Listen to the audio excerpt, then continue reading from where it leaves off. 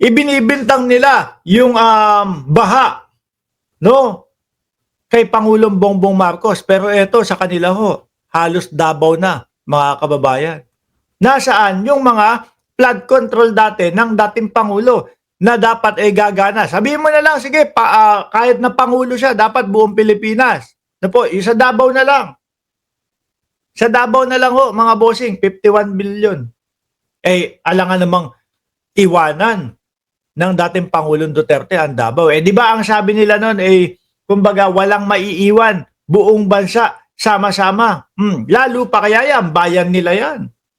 Pero tingnan nyo, 265 area ng Davao City have been identified by the City Engineer Office as severely affected by street flooding. Sabi naman ni Pulong, wag nyong intindihin yung baha sa Davao.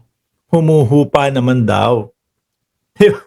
Humuhupa naman daw. Doon din sa Maynila humuhupa. Actually, lahat naman ho ng baha, humuhupa. Ano po? Pero baha pa din yan.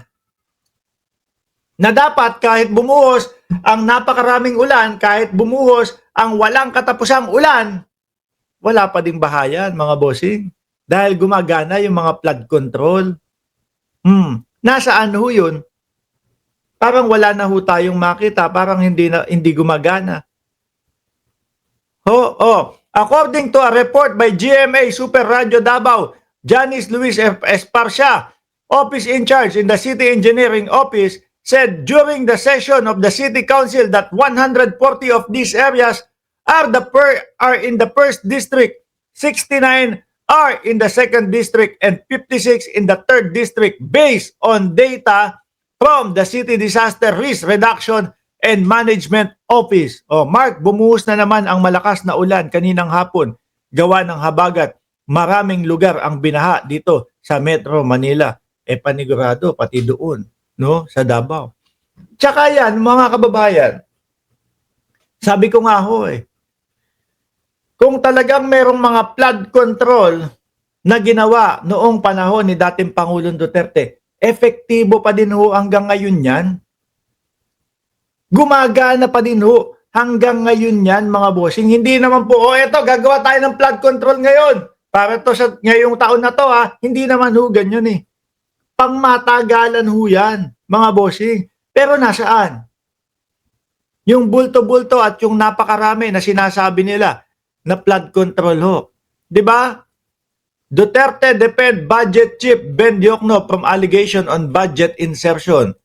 Tingin ko ho, mga kababayan, anong insertion? Sabi niya, Presidential spokesperson Salvador Panelo said at a news conference quoting the President, talagang dapat kaming magtrabaho.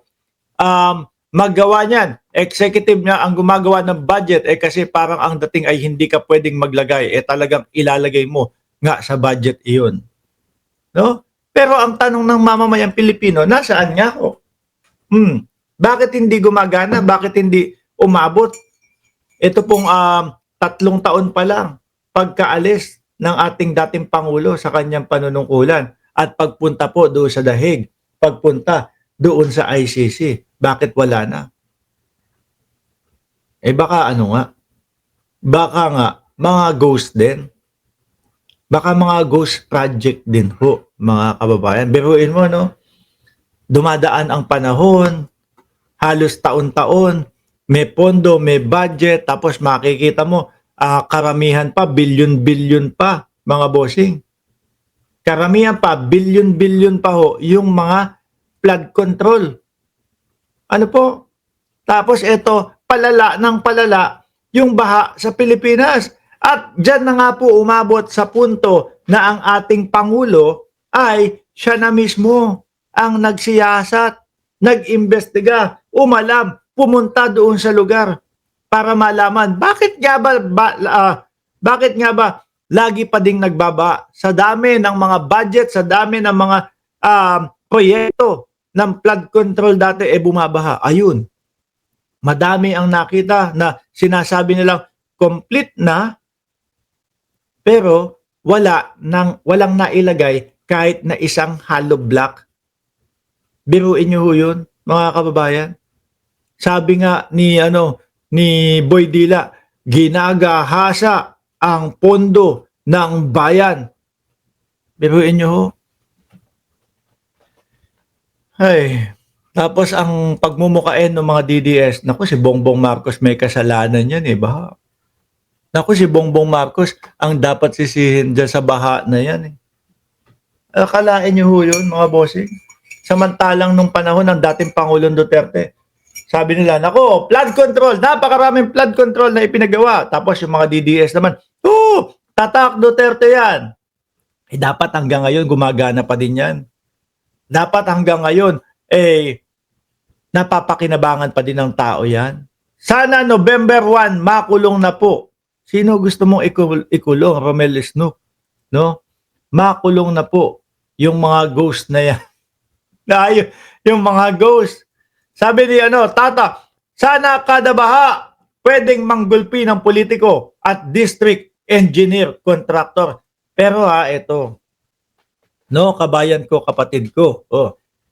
Yung sa Marikina, hindi nyo pwedeng gulpihin yun. Bakit to? Yung mayor ng Marikina, yung congressman ng Marikina na si Chodoro at yung mayor na si Maan Chodoro at panigurado ko pati yung district engineer ng Marikina, yung mga district engineer doon, naku po, hindi nyo pwedeng gulpihin yun. Bakit ho, mga kababayan? Doon po ako mismo tumira, mga bossing, sa Marikina. At nakikita ko po yung porsige nila na talagang kailangan masugpo ang baha sa Marikina. Dati nga ho, mga kababayan, yung Marikina, yung dati yung Marikina ho, mga bossing, yung ibang bayan, hindi binabaha. Pero yung Marikina, lubog na ho. Ngayon, baliktad na eh. Yung ibang mga bayan, lubog na. Yung Marikina, hindi pa. Tapos, ang masasabi lang po ng mga DDS, basta, Duterte pa din kami. Paulit-ulit na lang kung ganyan, mga kababayan. Basta, Duterte pa din kami. 3 times. Kailangan suportahan natin ito, mga bossing. No? Kailangan suportahan ho natin ito. Isang bagsak. Isang bagsak tayo ng suled. Isang bagsak na suled with heart. Tapos yung kamao, kailangan nandiyan para naman hindi nag-iisa si Lovebirds. Nandiyan ho tayo para suportahan si Lovebirds, mga kababayan. Ngayon, alisin ko na ho ito, no? Pumunta ho tayo dito kay Marcoleta. Yung mag-amang Marcoleta umiiyak. Yung mag-amang Marcoleta, umiiyak ho, mga bossing. Sandali, nasaan na ba yun? I-download ko lang. Medyo na late ho yung Medyo na late yung isa Kukunin ko lang tong isa, tapos umpisahan na natin. Ayun.